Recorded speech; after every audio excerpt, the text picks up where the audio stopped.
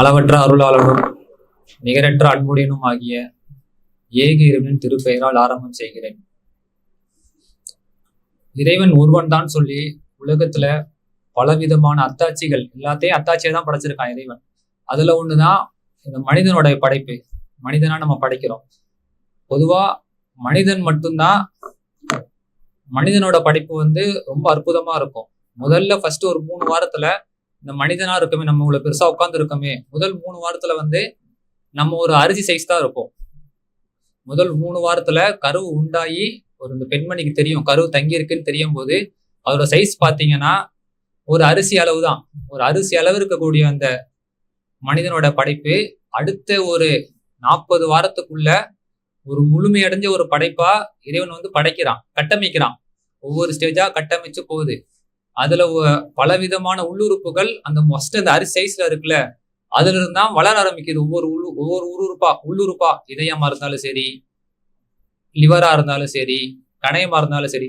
இதுல என்ன பெரிய அதிசயம் அத்தாச்சின்னா, மனிதனுடைய லிவர் முழுமையா வளர்றதுக்கு 38 வாரம் ஆகும். அதுக்கப்புறம் அவனால சுவாசிக்க முடியும். மனிதன் அந்த குழந்தையா இருக்க குழந்தை வயிற்றுக்குள்ள எப்படி சுவாசிக்குது? எங்கிருந்து அதுக்கு ஆக்சிஜன் போகுது? அது ஒரு பனிக்கூடத்துல இருக்கு, தண்ணியில வச்சு இறைவன் பாதுகாக்கிறான். அதுக்குள்ள எங்க ஆக்சிஜன் போகுது? உதாரணத்துக்கு நம்ம மனிதனா இருக்கும், நம்ம போய் குளிக்க போறோம். குளிக்க போனா நீர்நிலையில போனா நம்ம தண்ணி அதிகமா கல்லீரலுக்குள்ள லங்ஸ்குள்ள போயிடுச்சுன்னா நம்மளால இறந்துருவோம். நம்மளால இருக்க முடியாது. நம்ம கல்லீரல் நம்ம லங்ஸ் இருக்கனாலதான் நம்மளால மிதக்க முடியுது தண்ணியில. முழுமையடைஞ்ச லங்ஸால மட்டும்தான் தண்ணி மேல மிதக்கிறதுக்கு அது ஒரு ஸ்பாஞ்சு மாதிரி வேலை செய்யுது. அந்த லங்ஸ் இறைவன் அந்த மாதிரி படைச்சிருக்கான்.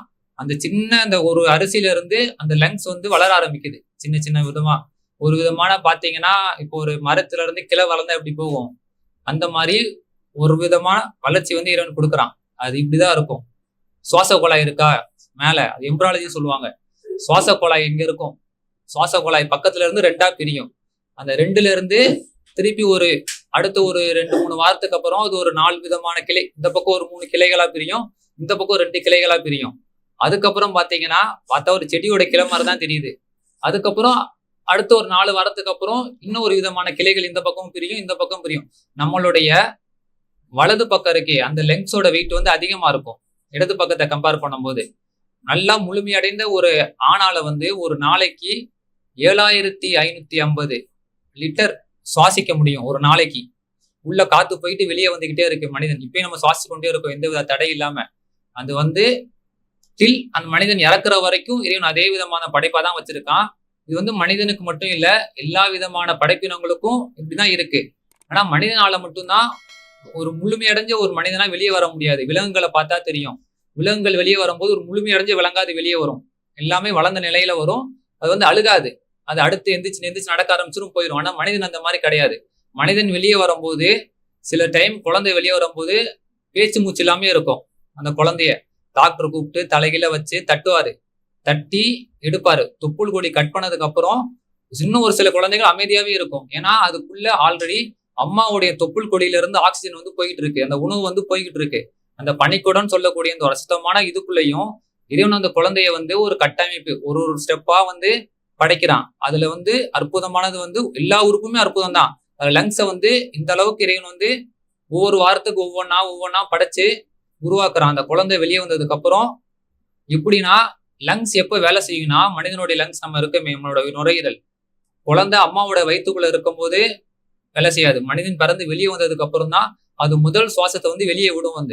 வெளியே விட்டதுக்கு அப்புறம் தான் கத்த ஆரம்பிக்கும். முதல் காத்து உள்ள போன உடனே அப்பதான் அந்த லங்ஸ் புதுசா வேலை செய்யுது. ஒரு பைக் ரெடி பண்ணி ஒரு இன்ஜினை வச்சு நம்ம ஸ்டார்ட் பண்ண எப்படி ஒரு பவர்ஃபுல்லா போகுமோ, அப்பதான் ஒரு லங்ஸ் அந்த மனிதன் குழந்தை பிறந்ததுக்கு அப்புறம் வெளியே வந்ததுக்கு அப்புறம் தான் இந்த லங்ஸோட வேலையை இங்க ஆரம்பிக்குது. மனிதனுடைய உடலுக்குள்ள அந்த சின்ன குழந்தையில இருந்து அழுக ஆரம்பிக்குது. இப்படி படைச்ச இறைவன் யாரா இருக்க முடியும்? கண்டிப்பா ஒருவனாதான் இருக்க முடியும். இது மட்டும் இல்ல, எல்லா விதமான படைப்புகள் உடம்புக்குள்ள எடுத்துன்னு மிகப்பெரிய அத்தாட்சியா இறைவன் வச்சிருக்கான். இறைவன் தன்னுடைய திருமறை திருக்குறான் சொல்லி காட்டுறான், யா ஐயுகல் இன்சானு மா கர்ரக பி ரப்பிக்கல் கரீம். தயாளமுள்ள உங்க இறைவன் சக்தி உன்னை மாறுசிய தூண்டியது, அவன் உன்னை செம்மையாக படைக்கவில்லையான்னு சொல்லி இறைவன் கேள்வி கேட்கிறான். நம்மளை செம்மையா படைச்சிருக்கான். எந்த அளவுக்குன்னா, ஒரு மரம் செடி கிளைகள் மாதிரி தெரியுது. இது நம்ம பிறந்ததுல இருந்து இறக்குற 70 வருஷம் வரைக்கும் இந்த லங்ஸ் அப்படியே வேலை செஞ்சுக்கிட்டே போகுது. பல விதமான தீய செயல்கள் பண்ணி பண்ணி இந்த கல்லீரல் வந்து நம்ம தான் கெடுத்து பண்ணிக்கிறோம். இந்த லிவரை பொறுத்த வரைக்கும் 85% வரைக்கும் தன்னைத்தானே சீரமைச்சுக்கும். ஒருத்தலால இன்னொருத்தருக்கு வந்து இந்த லிவரை வந்து டிரான்ஸ்பிளான்ட் பண்ண முடியும். டிரான்ஸ்பிளான்ட்னா லிவர் கெட்டு போயிருச்சுன்னா அதுல ஒரு பகுதியை கட் பண்ணி இன்னொருத்தவங்களுக்கு வந்து உதவி கொடுக்க முடியும். திருப்பி அது வந்து வளர்ந்துரும். அது மனிதனோட உறுப்புல இந்த மாதிரி இவன் வந்து படைச்சிருக்கான். லிவர் டிரான்ஸ்பிளான்ட் பண்ணா திருப்பி வந்து அவங்களுக்கு ஒரு அளவுக்கு அப்புறம் திருப்பி அவங்க உடம்புல வளர ஆரம்பிச்சிடும். அந்த மாதிரி ஒரு கட்டமைப்பா இறைவன் வந்து படைச்சிருக்கான். மனிதனுக்கு மட்டும் இல்ல, எல்லா விதமான விலங்குகளுக்கும் அதோடைய சுவாச குழாய் வந்து இந்த விதமா தான் இயங்குது. பறவைகளா இருந்தாலும் சரி, விலங்குகளா இருந்தாலும் சரி. முதல் 3 வாரத்துல ஒரு மனிதனோட கரு தங்கும் போது ஒரு அரிசி அளவு இந்த அளவு தான் இருக்கும். அதுக்கப்புறம் தான் ஒவ்வொரு உள்ளுறுப்பா இறைவன் வந்து ஒவ்வொன்னா படைக்க ஆரம்பிப்பான். அதுக்கு முன்னாடி ஒரு குண்டூசி முனை அளவு கூட இருக்காது முதல் 2 வாரத்துல. அது தங்கும் போது 1 செல் 2 செல்லா மாறும், 2 செல் 3 செல்லா மாறும். இதெல்லாம் படைப்பாளனுடைய அற்புதத்துல இதுவும் ஒண்ணு. இந்த மனிதனோட படைப்பு படைச்சு முடிச்சு ஒரு வெளியே வந்து 100 கிலோ 150 கிலோ இருக்கக்கூடிய ஒரு மனிதனா நம்ம வந்து இப்ப இருந்துட்டு இருக்கோம். ஆக விலங்குகளுக்கு மட்டும் ஏன் முழுமையான படைப்போட வருது, மனித குழந்தை மட்டும் ஏன் எல்லா படைப்பும் வெளியே வந்ததுக்கு அப்புறம் வளர ஆரம்பிக்குமே அதிகமா? ஏன்னா ஏன் படைச்சிருக்கானா அந்த மாதிரி விலங்குகளுக்கு வந்து முழுமையா படைச்சு வெளியே வரக்கூடிய அந்த தகுதியை வந்து வச்சிருக்கான். அதுக்கப்புறம் சர்வை பண்ணி தான் ஆகணும். ஆனா மனித குழந்தை வந்து அந்த முழுமையா படைச்சு மண்டவோடோ சோல்டரோ எல்லாம் பெருசான நிலைமையில வந்துச்சுன்னா அது தன் தாயோட கருவறையில இருந்து வெளியே வர முடியாது. அதனால உயிரிழப்பு தான் ஏற்படும். அது தெரிஞ்சுதான் இறைவன் அந்த ஒரு சின்ன ஒரு தகுதியோட நிலைமையிலேயே அந்த குழந்தை என்ன பண்ணிடுறான், வெளியே அனுப்பி விட்டுறான். அதோட லெவலுக்கு அவ்வளவுதான் அந்த கருவறை வந்து விரியும். அதுக்கு மேல இந்த கருவறையாலையும் விரிய முடியாது. அது ரொம்ப ஸ்டேஜுக்கு தாண்டி போனாதான் ஆபரேஷன் பண்ணி எடுப்பாங்க. குழந்தை வந்து தலைகீழா மாறிடுச்சு, கால் தலைகள் அந்த பக்கம் போயிருச்சுன்னா தான் எடுப்பாங்க. இந்த தலை எந்த அளவுக்கு தலையோட சேர்ந்து ஷோல்டர் எந்த அளவுக்கு வரக்கூடிய அளவுக்கு தான் இந்த கருவறை இந்த கர்ப்பப்பையும் விரியும், அவங்களோட இப்பும் விரியும். அந்த அளவுக்கு தான் இறைவன் வந்து படைச்சிருக்கான். ஆனா விலங்குகளுக்கு அந்த மாதிரி கிடையாது. விலங்குகள் வந்து முழுமையடைஞ்ச விலங்கா வெளியே வரும். பல்லு வளர்ந்த நிலைமையில, எல்லா உள்ளுறுப்பும் வளர்ந்த நிலைமையில வெளியே வந்து எந்த விலங்கும் அழுகாது. மனிதன் மட்டும் தான் அழுகுறான். வெளியே வந்து எந்த விலங்கும் கீழே விழுந்து அழுகாது. அது தன் தாயை தேடி தானா போய் இருந்துச்சு நடந்து. மனிதன் மட்டும் தான் வெளியே வந்ததுக்கு அப்புறம் சில குழந்தை வந்து மூச்சு பேச்சு இல்லாம இருக்கும். அது தலைகளை எடுத்து தட்டி அது உடம்புக்குள்ள வந்து இந்த பனிக்கூடத்துல இருக்கும் போது அதுக்கு வந்து கடைசியா 38 36வது வாரத்துல வந்து அதுக்கான சுவாசத்தை வந்து ஏற்படுத்தும் போது அந்த சுவாசத்தை வந்து சுவாசிக்கும் போது இந்த பனிக்கூடத்துல இருக்க கழிவுகள் வந்து மனிதனுடைய கல்லீரல்குள்ள அந்த லங்ஸ்குள்ள போயிடும் சின்ன குழந்தைங்களுக்கு. ஆனாலும் அது உயிரோட தான் இருக்கும். ஏன்னா அதோட ஆக்சிஜன் வந்து தொப்புள் கொடி வழியா வந்து போயிட்டு இருக்கு. அதோட உணவு வந்து அது உயிரோட தான் இருக்கும். எந்த ஒரு வெளியே வந்ததுக்கு அப்புறம் அந்த கழிவு வந்து எடுப்பாங்க மூக்குல இருந்து தலைகள், அதனால கரடி தட்டுவாங்க. ஒரு சில வாரம் வரைக்கும் அந்த கழிவு வந்து உள்ளக்குள்ளதான் இருக்கும். அது கொஞ்சம் கொஞ்சமா என்ன பண்ணும், கழிவு வெளியேறதுக்கு அப்புறம் ஒரு குழந்தை செம்மையா அழகா வந்து இறைவன் வந்து படைச்சு இந்த உலகத்தை கொடுத்து அதை கொடுக்குறான். இது வந்து எந்த பரிணாம வளர்ச்சியும் அடையல. பல கடவுள்களால சேர்ந்து முன்னும் படைக்க முடியாது. ஏன்னா இங்க இருக்க அத்தனை பேருக்கும் லங்ஸ் ஒரே விதமானதான் படைக்கப்பட்டிருக்கு, ஒரே விதமா தான் இயங்கி கொண்டு இருக்கு, ஒரே விதம் தான் இதுக்கப்புறம் இயங்கி கொண்டே இருக்கும். இதான் இறைவன் தன்னுடைய திருமறை திருக்குறள் சொல்லிக்கிட்டான். இவ்வளவு படைச்ச இறைவனுக்கு ஏன் நீங்க நன்றி செய்ய மறக்கிறீங்க? ஏன்னா இது மட்டும் இல்ல, இன்னும் எல்லா விதமான பிரம்மாண்டமான படைப்பை நீங்க எடுத்துக்கிட்டாலும் சரி, அந்த படைப்பு கீழே ஒரு கட்டமைப்பு இருக்கும். அந்த கட்டமைப்பை பாத்தீங்கன்னா இறைவன் வந்து ஒருவனா இருக்க முடியும்னு சொல்லி அந்த சிக்னேச்சர் என்னப்படக்கூடிய அந்த சைன் வந்து கண்டிப்பா இருக்கும். நான் இறைவன் தன் திருமறை திருக்குறள் சொல்லி காட்டுறான் கடைசி அத்தியாயத்துல, குலுகு அல்லாஹ் அகது, இறைவன் ஒருவன் தான், அல்லாஹு சமது, அன்னைக்கு இணைத்துணை யாருமே இல்லை, அவன் யாராலும் பெறவும் இல்லை, அவன் யாராலையும் பெறப்படவும் இல்லை, அவனுக்கு நிகராக எதுவுமே இல்லை. எல்லா ஒரு கட்டமைப்பு ஒரு குழந்தை படைப்பா இருந்தாலும் சரி, நம்மளை சுத்தி இருக்க எந்த விதமான படைப்புகளை நீங்க பார்த்தாலும் அதுக்கு பின்னாடி அறிவியலை தாண்டி அத்தாட்சி மட்டும்தான் இருக்கு. அறிவியல் வந்து ஒரு லிமிட் தான், ஒரு எல்லையோட முடிஞ்சிடும், அது அறிவோட முடிஞ்சிடும். அத்தாட்சி அப்படி இல்லை. அறிவியலால பதில் சொல்ல முடியாத பல விதமான அத்தாட்சிகளும் இன்னும் நம்ம உலகத்துல எண்ணிலடங்கா இருக்கு. தண்ணி எங்க இருந்து வந்துச்சுன்னு கேட்டா இன்னும் பதில் இல்லை. நம்ம குடிக்கிறோமே தண்ணி, இறைவன் சொல்றான் மேல இருந்து இறக்கணும்னு சொல்லி காட்டுறாங்க குரான்ல. தண்ணி எங்க இருந்து வந்துச்சு, அதோட ஆர்ஜின் எங்கன்னு கேட்டா தெரியல. இருக்கிறதுலேயே உலகத்திலேயே மிக பழமையான ஒரு பொருள் கேட்டா அது நீர் தான் சொல்லி சயின்ஸ் சொல்றாங்க. ஆனா அதுக்கான பதில் இன்னமும் தெளிவா இல்ல.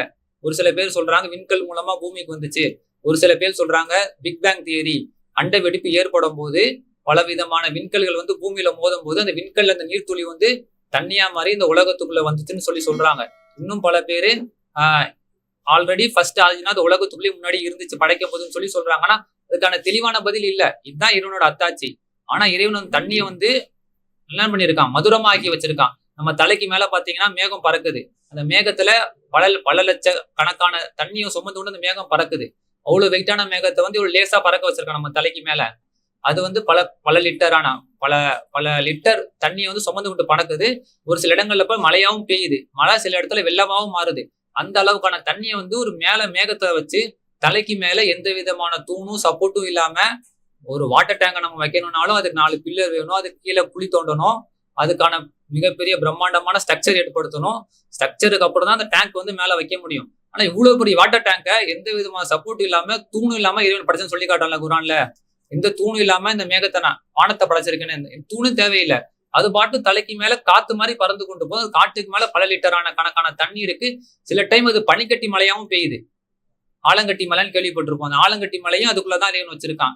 ஆக இப்படி படைச்ச இறைவன் கண்டிப்பா வந்து ஒருவனா இருக்க முடியும், பல பேரா இருக்க முடியாது. பல பேரா இருந்தா இந்த விதமான கட்டமைப்பு வந்து ஒரே விதமா இருக்காது, எல்லாம் சீர்குலைஞ்சு போய் பிரம்மாண்டமா. இன்னொன்று வந்து இந்த இறைவன் வந்து கண்டிப்பா மனிதருக்குள்ள மனிதரா இருக்க முடியாது. அந்த மனிதனும் இறைவன் தான் படைச்சிருக்கான், இதே விதமான இதுல தான் படைச்சிருக்கான். ஒரு மனிதனை நம்ம இறைவனா ஆக்க முடியாது. அந்த மனிதனுக்கும் சுவாசமும் தேவை, அவனும் சுவாசிக்கிறான். அவனுடைய குழந்தைய பிறந்திருப்பான், அவனும் ஒரு காலத்துல கொண்டு போய் இறப்பான். அவனுக்கும் அந்த லங்ஸ் நுரையீரல் வந்து இதே மாதிரிதான் இயங்குது, இதே மாதிரிதான் சுவாசிக்கிறான். மனிதன் இன்னொரு மனிதனை இறைவனாக வந்து ஏத்துக்க முடியாது. இந்த மனிதன் இந்த உலகத்துல இருக்க எந்த வஸ்துக்களையும் தன்னுடைய இறைவனா வந்து ஆக்க முடியாது. ஏன்னா அதுவும் படைக்கப்பட்ட வஸ்துவா தான் இருக்கு. இந்த படைச்சதுக்கெல்லாம் அப்பாற்பட்ட இறைவன் வந்து கண்டிப்பா ஒருவனா இருக்க முடியும். திருமறை திருக்குறான்ல வந்து இறைவன் கண்டிப்பா சொல்லி காட்டுறான்.